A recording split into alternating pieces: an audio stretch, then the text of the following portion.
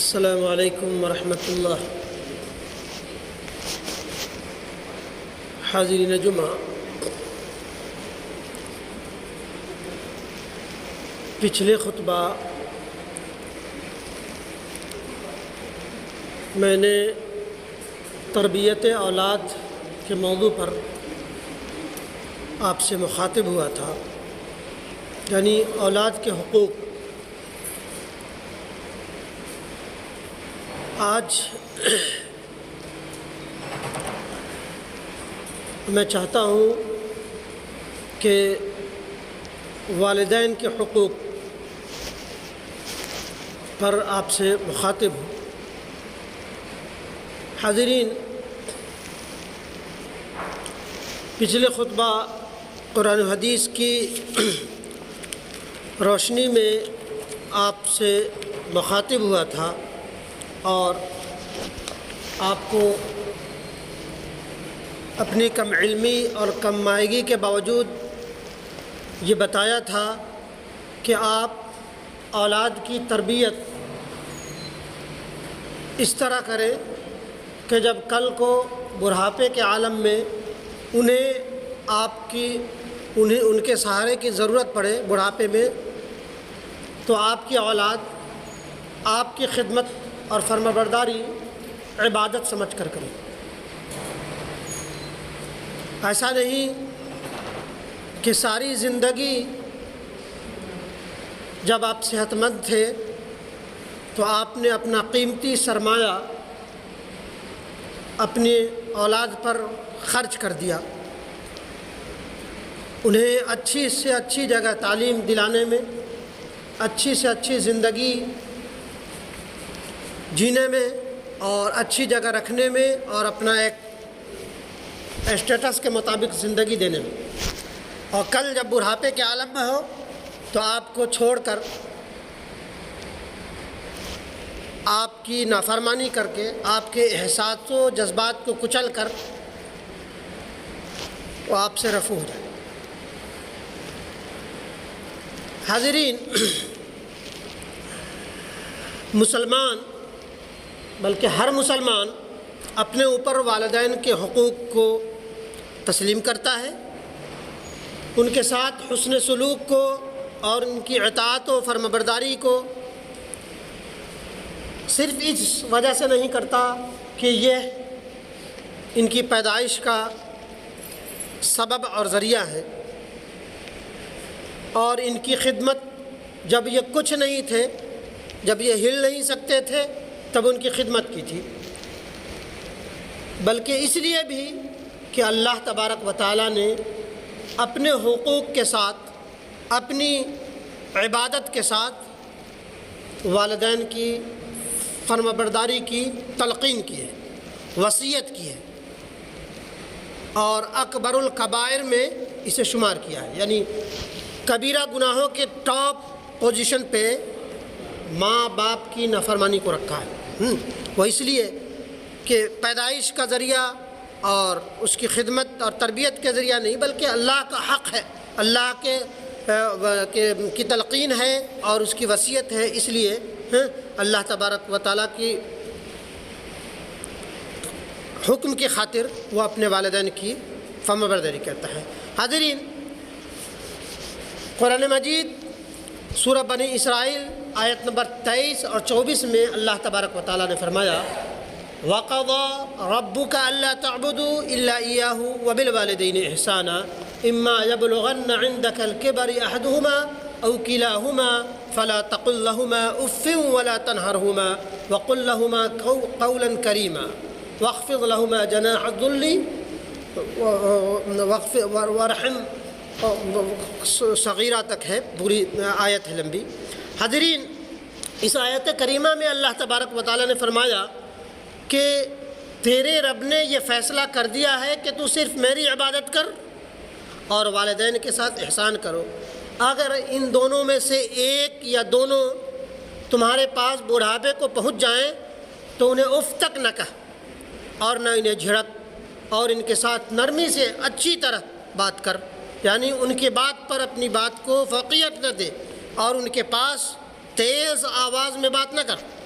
زور سے بات نہ کر، اور محبت سے ان کے لیے جھک جا اور ان کے لیے دعا کرتا رہ کہ اے میرے رب ان پر رحم کر، جس طرح انہوں نے میرے بچپنا میں میری تربیت کی تھی، میری دیکھ بھال کی تھی۔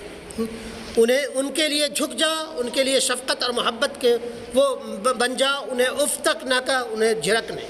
ایسا نہیں کہ 4 لفظ پڑھ لیا، تھوڑا سا عہدہ مل گیا، ابو آپ کچھ نہیں جانتے، ان کے احساسات کس طرح آپ کو اس تک پہنچایا ہے یہ نہیں جانتے، لیکن ان کے بڑھاپے میں جب وہ چڑچڑے ہو جاتے ہیں، جب وہ لاغر اور کمزور ہو جاتے ہیں، تو اپنی بات کو منوانے کے لیے انہیں، اللہ کا شکر ہے کہ مسلمان فیملی میں اتنا نہیں ہے کہ اپنے والدین کو اس طرح جھڑکتے نہیں، ڈانٹتے نہیں، لیکن بدقسمت کچھ ہے بھی جو اپنے ماں باپ کے ساتھ وہ سلوک نہیں کرتے جو اللہ تبارک و تعالیٰ نے فرمایا ہے۔ غیروں میں جا کر کے دیکھیے کہ اپنے والدین کا جو احوال ہے، حالات ہے۔ پچھلے دنوں ایک واقعہ ہوا، 2-3 دن پہلے، جب والدین نے کروڑوں کما کر کے اکٹھا کر دیا اور انہیں جب ایک موذی بیماری پہنچ گئی تو کبھی چائے گرنے پہ جھڑکنا، کبھی یہ کرنا، کبھی وہ کرنا۔ مجھے دیکھ کر کے بڑی کفت ہوئی۔ میں نے کہا کہ آپ بہرحال اچھا نہیں کر رہے، اچھا نہیں کر رہی۔ بہرحال دوسروں میں اپنے بنسبت دوسرے میں اپنے والدین کی زیادہ فرمانبرداری نہیں ہے، ہوگا کچھ لوگ کرتے ہوں گے۔ بہرحال کچھ محروم طبقہ ہمارے میں ہے بھی جو والدین کو وہ حق ادا نہیں کرتے جو کرنا چاہیے، جبکہ اللہ تبارک و تعالیٰ نے صاف کہہ دیا کہ اسی طرح ان کے لیے محبت کا، الفت کا، نرمی کا، شفقت کا کے بازو پھیلا دے، جیسے انہوں نے بچپن میں تمہارے لیے ہر پریشانی کو تیج کر کے، کہ جب تم کچھ نہیں تھے، جب ایک چمچ دودھ پینے کے قابل نہیں تھے، تم ہل ڈول نہیں سکتے تھے، اس طرح اس وقت تمہاری خدمت کی تھی، اور تم والدین کے چھوٹی چھوٹی ناگوار باتوں کو تم جھڑکتے ہو، سختی کرتے ہو اور انہیں ڈانٹنے پھٹکارنے کی کوشش کرتے ہو، تو یاد رکھو کہ تم ہی ہو کہ جب بستر گیلے کر دیتے تھے، پیشاب کر دیتے تھے، تو وہ خوشی خوشی اسے صاف کرتی تھی، اور تم پہلا قدم اٹھاتے تھے تو اپنے دوستوں میں وہ خوشی کے شادمانے کہتے تھے کہ بیٹا قدم اٹھا چکا۔ پہلے بول اگر تم بولنے لگتے تھے تو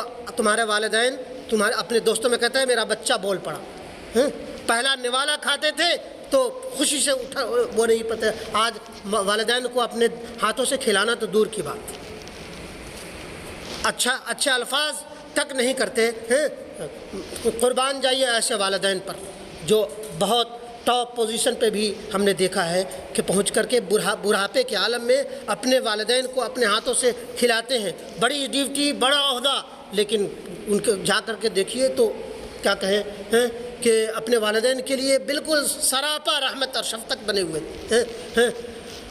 بہرحال اللہ تبارک و تعالیٰ نے دوسری جگہ سورہ لقمان آیت نمبر 14 میں فرمایا وَوَصَّيْنَا الْإِنسَانَ بِوَالِدَيْهِ حَمَلَتْهُ أُمُّهُ وَهْنًا عَلَى وَهْنٍ وَفِصَالُهُ فِي عَامَيْنِ أَنِ اشْكُرْ لِي وَلِوَالِدَيْكَ إِلَيَّ الْمَصِيرُ، اور ہم نے انسان کو اس کے والدین کے بارے میں اچھا سلوک کرنے کی وصیت کی ہے۔ وصیت اس لیے کی جاتی ہے کہ اسے حکم بجا لایا جائے۔ اللہ کی وصیت، ماں باپ کی وصیت کو اللہ تبارک و تعالیٰ نے کہا وہ کر دے تو اسے فرمانبردار اولاد کی وہ ہے کہ اس کو پوری کرے۔ یہاں اللہ تبارک و تعالیٰ وَوَصَّيْنَا الْإِنسَانَ بِوَالِدَيْهِ، اللہ تبارک و تعالیٰ انسانوں سے والدین کے تعلق سے وصیت کر رہا ہے کہ اس کی ماں نے اسے کمزوریوں میں اٹھایا اور 2 سال تک دودھ پلایا، اور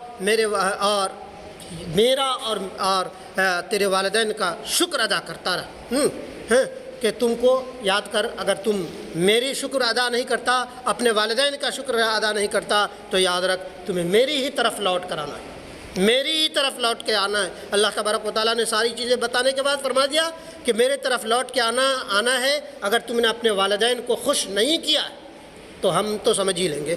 ایک شخص نے دریافت کیا، اے میرے رب، اے میرے پیارے نبی صلی اللہ علیہ وسلم سے فرمایا کہ میرے حسن سلوک کا سب سے اچھا حقدار کون ہے؟ نبی اکرم صلی اللہ علیہ وسلم سے پوچھا کہ کون سا ایسا شخص ہے، کون سی ایسی پرسنالٹی ہے جس کی سب سے زیادہ حسن سلوک کی جائے؟ تو نبی اکرم صلی اللہ علیہ وسلم نے فرمایا کہ تیری ماں۔ پھر کون؟ کہا تیری ماں۔ پھر کون؟ تیرا باپ۔ پھر کون؟ چوتھے کہ تیرا باپ، 3 بار ماں پھر تیرا باپ۔ حاضرین، اللہ تبارک و تعالیٰ نے جنت کو ماں کے قدموں میں رکھ دیا اور باپ کو جنت کا دروازہ قرار دیا۔ دوسری حدیث میں نبی اکرم صلی اللہ علیہ وسلم نے فرمایا ان اللہ حرم علیکم عقوق الامہات ومنع وہات ووعد البنات وکرہ لکم وقیل وقال وکثرت السوال واضاعۃ المال۔ صحیح بخاری و صحیح مسلم۔ بے شک اللہ نے تم پر ماؤں کی نافرمانی، کنجوسی، بھیک اور بیٹیوں کو زندہ درگور کرنا حرام قرار دیا ہے۔ قیل و قال اور کثرت سوال اور مال کو ضائع کرنے سے بھی منع قرار دیا ہے۔ حاضرین، صحیح بخاری ہی کی ایک اور روایت ہے کہ الا انبئکم باکبر الکبائر قالوا بلی یا رسول اللہ قال الاشراک باللہ وعقوق الوالدین وکان متکئا فجلس فقال الا وقول الزور وشہادۃ الزور یقولها حتى قال ابو بکر لیتہ سکت، قلت لیتہ سکت۔ یہ صحیح بخاری کی روایت ہے۔ کیا کہ نبی اکرم صلی اللہ علیہ وسلم نے فرمایا کہ تمہیں میں بڑے گناہوں کے بارے میں چوکنا نہ کر دوں، بڑے گناہوں کے بارے میں نہ بتلا دوں؟ صحابہ کرام نے فرمایا کیوں نہیں یا رسول اللہ صلی اللہ علیہ وسلم؟ آپ نے فرمایا کہ اللہ کے ساتھ کسی کو شریک نہ ٹھہرانا، اللہ کے ساتھ کسی کو شریک نہ ٹھہرانا، کسی کو شریک نہ بنانا، ساجی نہ بنانا، والدین کی نافرمانی کرنا، یہ بھی اکبر الکبائر اور ٹیک لگائے ہوئے تھے۔ کہا کہ اللہ کے ساتھ کسی کو شریک ٹھہرانا، والدین کی نافرمانی کرنا، اور آپ ٹیک لگائے ہوئے تھے، اٹھ گئے اور فرمایا قولۃ الزوری و شہادۃ الزوری، کہ جھوٹ بولنا اور جھوٹی گواہی دینا، جھوٹ بولنا اور جھوٹی گواہی دینا، بار بار بولتے رہے۔ حضرت ابو بکر کہتے ہیں کہ میں نے دل میں خیال کیا کاش کہ نبی اکرم صلی اللہ علیہ وسلم اب خاموش ہو جاتے، اب ٹھہر جاتے، اب رک جاتے۔ یعنی یہ اکبر الکبائر میں سے شرک